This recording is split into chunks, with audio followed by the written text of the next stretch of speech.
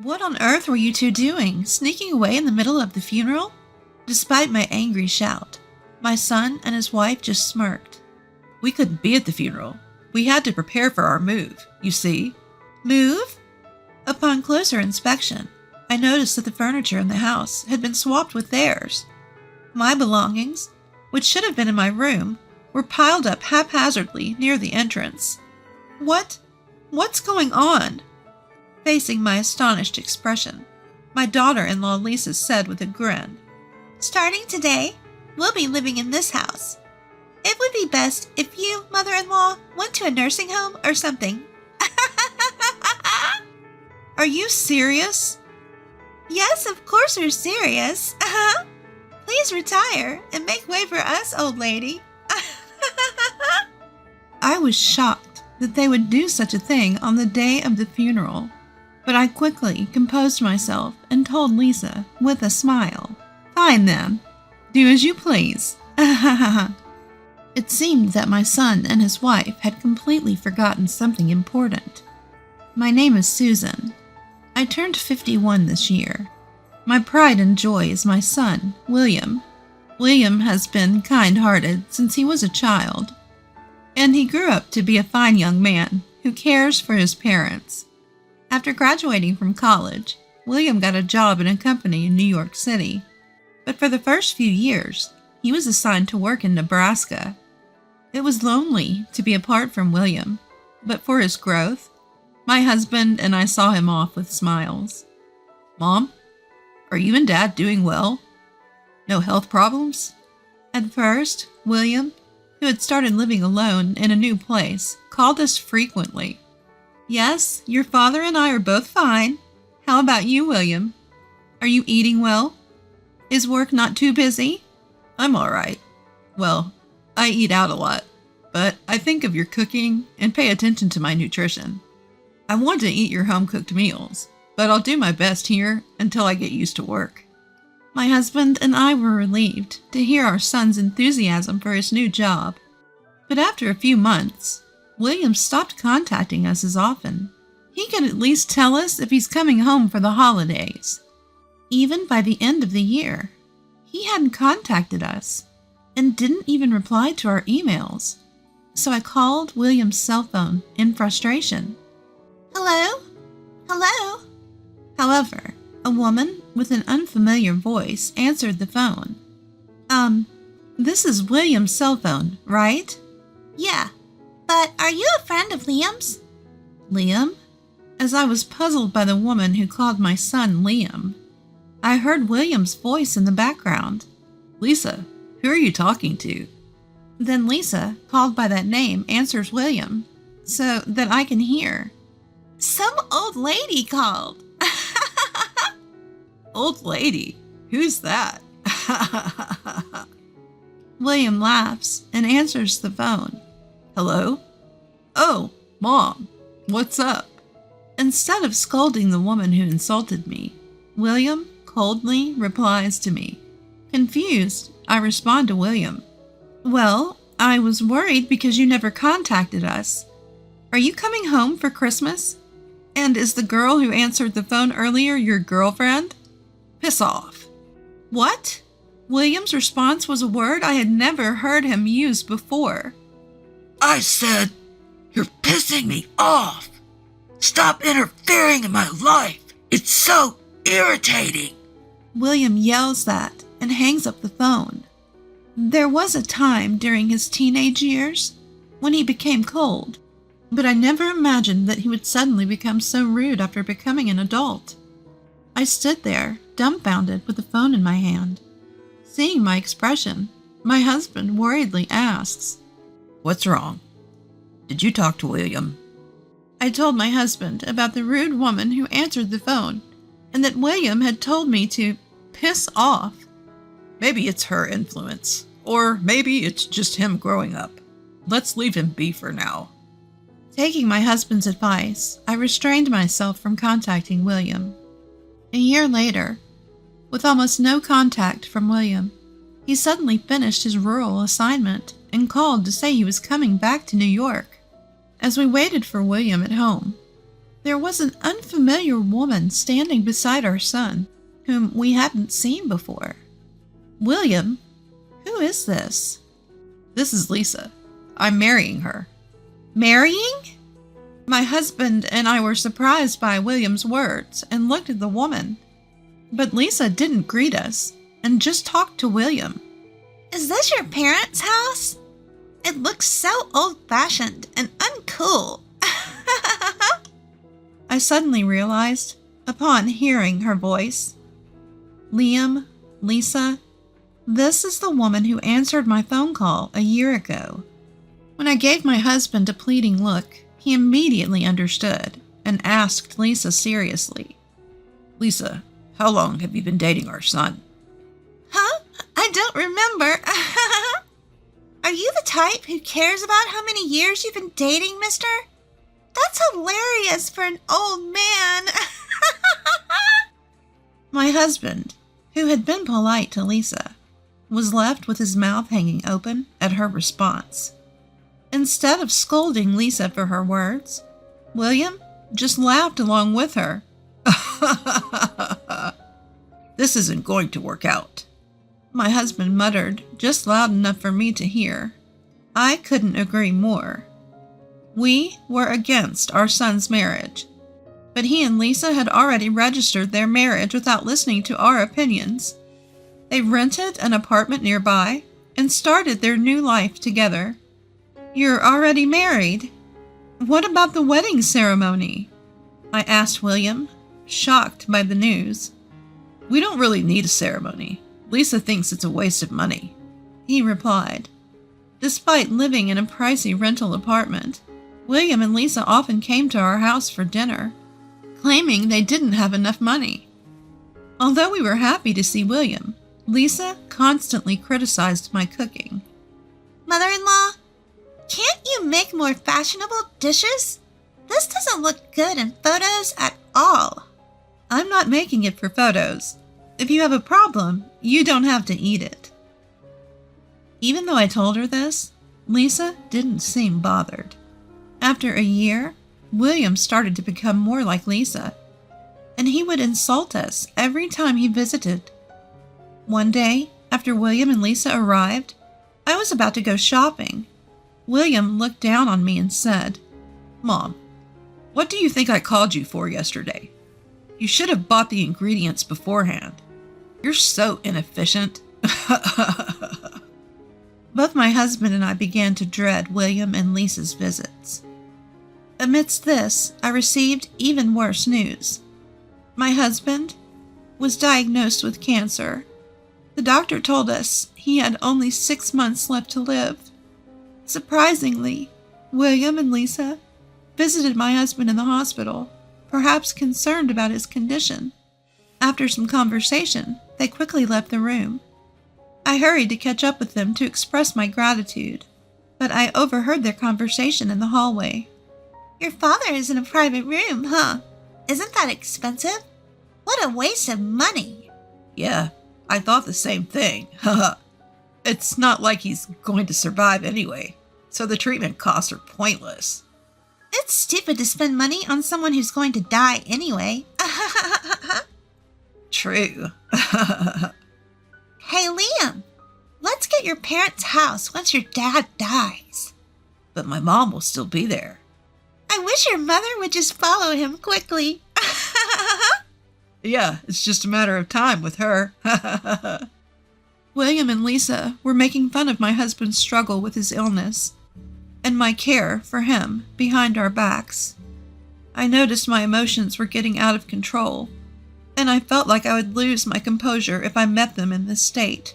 So I returned to the hospital room where my husband was waiting to settle my feelings for a moment. What's wrong? Were you able to express your gratitude to the two of them? I relayed the conversation I had overheard in the hallway to my husband, who asked me the question. He had been listening quietly, but I could tell he was trembling with anger. I can't believe they would say such things. He seemed to make a decision and told me. I have an idea. The next day, my husband called William and Lisa into the hospital room. What do you want?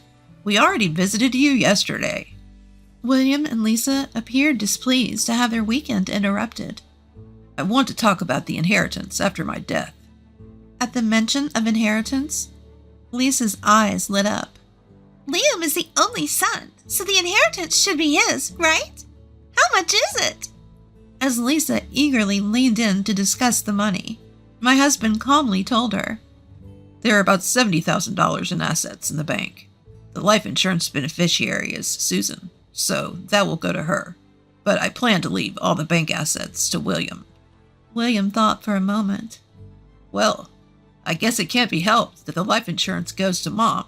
$70,000, huh? I thought there would be more. Then Lisa suddenly raised her voice. What about the family home? It's in a great location, and the land is spacious, so it must be worth more than $100,000. At Lisa's words, William also excitedly asked my husband. That's right, Dad. What about the inheritance of the family home? My husband spoke quietly. I'm going to put the house in Susan's name. After all, she's the one living there. Upon hearing this, William and Lisa strongly protested. What? That's not fair. Mom's getting the life insurance too, isn't she? The life insurance will mostly be used for funeral expenses and other costs. Even so, I'm getting the short end of the stick if I only get $70,000 and Mom gets a house worth more than $100,000. That's why I'm saying I'll give all the money in the bank to you. Lisa also argued back. We don't need that petty cash. Forget about the bank money. Just leave the house to Liam. My husband and I exchanged glances and nodded in agreement. Then my husband reluctantly told them. Fine, I'll leave the house to William, and all the bank money will go to Susan. Is that okay? All right!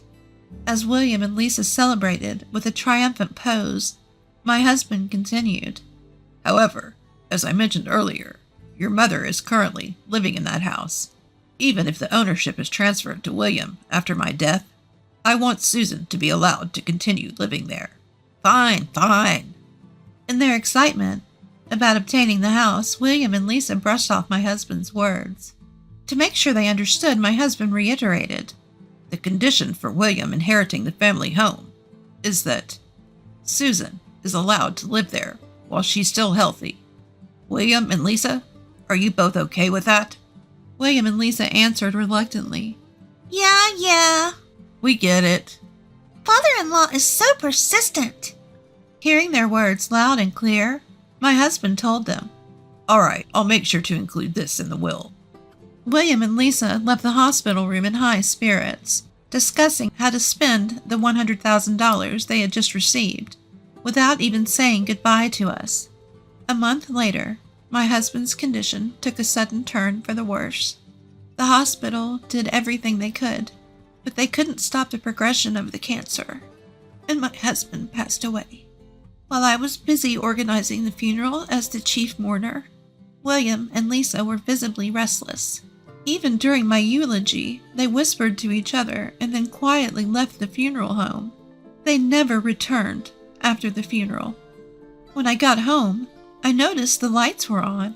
Feeling suspicious, I opened the door to find William and Lisa waiting inside. What were you two doing, leaving in the middle of the funeral? Ignoring my angry outburst, the couple just smirked. We couldn't be at the funeral. We had to prepare for our move. Move? Looking around, I noticed that the furniture in the house had been switched with William and Lisa's. My belongings, which should have been in the room, were piled up haphazardly near the entrance. What's going on? Grinning, Lisa told me. From today on, we'll be living in this house. It'd be nice if you, mother-in-law, went to a nursing home or something. Are you serious? Yeah, we're totally serious. You old people should retire already. Shocked that they would do such a thing on the day of the funeral, I quickly changed my attitude and smiled at Lisa. Fine. Go ahead, do as you please. William and Lisa were taken aback by my easy acceptance. So, you're really going to a facility? I'm healthy enough to live alone in this house. so I'm not going to a facility yet. For now, I'll just find a place to live until I settle down." Satisfied with my response, the couple sent me on my way. 1 month later, I received a call from Lisa. "Mother-in-law, a lawyer just called and said that the house isn't under Liam's name, but yours. What's going on?" Well, about that. I explained to Lisa about the conditional will. My husband told you both that the house would be under William's name as long as I was able to continue living there. Now that you mention it, he did say something like that. To make sure there was no confusion later on, my husband made sure to include that in his will. He should have told you in the hospital room. But that doesn't mean we have to give it back. Under a conditional will, if the conditions aren't met, you lose the right to inherit. The moment you kicked me out of the house, you lost the right to inherit it. While informing Lisa, I recalled the conversation I had with my husband in the hospital room. I was furious that they called my husband as good as dead. But my husband was also quite angry at the two of them making comments that seemed to wish for my early death. However, I had a faint hope that if I died and left William alone, he might revert back to his kinder self. If I could continue to live peacefully in our home, even after my husband's death, I was willing to let the ownership of the house go to our son, and so I held on to that glimmer of hope. I had also hoped that your hearts would change with my husband's death, which is why I agreed to his proposal. The conditional will was your last chance. You mean you anticipated this might happen? I didn't want it to, but you two kicked me out on the very day of the funeral. I never thought you'd treat your parents so carelessly, but thanks to that, I've made up my mind. Made up your mind to do what? To kick you two out of that house and cut ties with you. Lisa, in a fit of anger, retorted to my firm statement. "Well, we won't accept that. This house is ours. We're not going anywhere." And she continued with a triumphant look. "Liam knows a lawyer, you know. We'll have them do something about it." I knew it was too late for Lisa's struggles to change anything. I simply told her, "Do as you please," and hung up the phone. The next day, I was called to a cafe by William and Lisa. As soon as I arrived at the designated cafe, the two of them bowed their heads. "Mom, I'm sorry."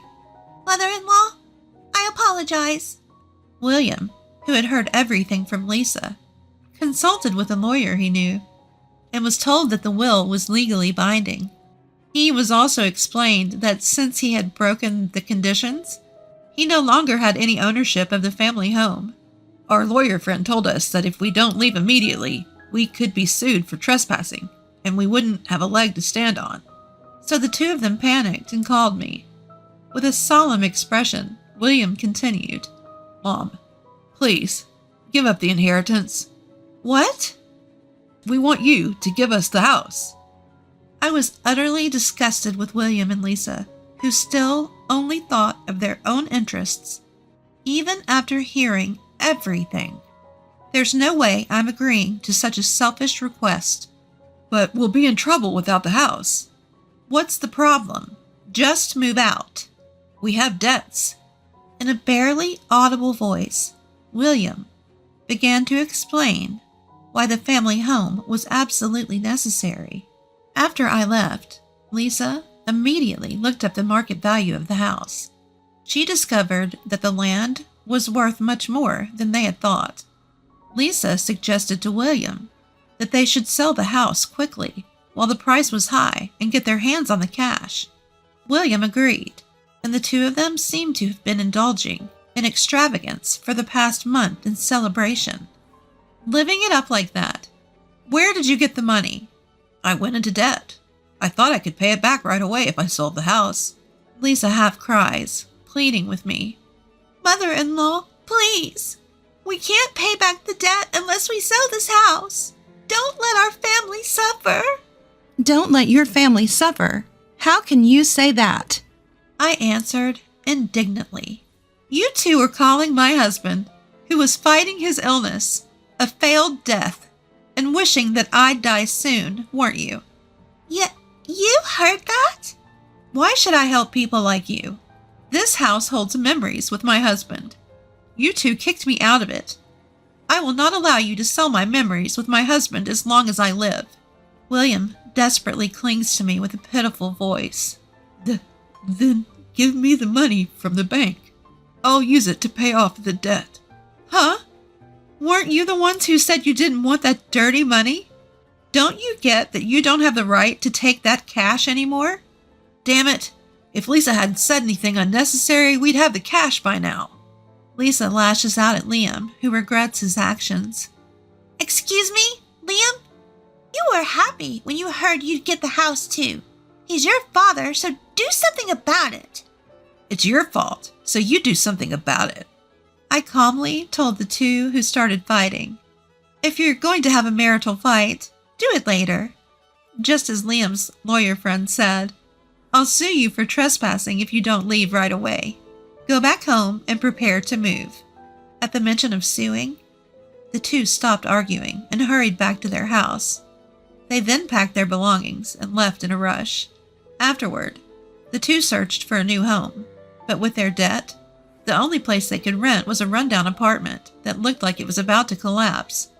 Because they borrowed as much money as they could without worrying about the interest, planning to pay it back quickly, their debt just grew larger, even though they were working. It seemed like it would be a long time before they could fully pay it off. I returned to my own home after a month, with everything going as planned with my late husband. It was unexpected that my son and his wife tried to sell our home and ended up squandering money and going into debt, but everything else went according to plan.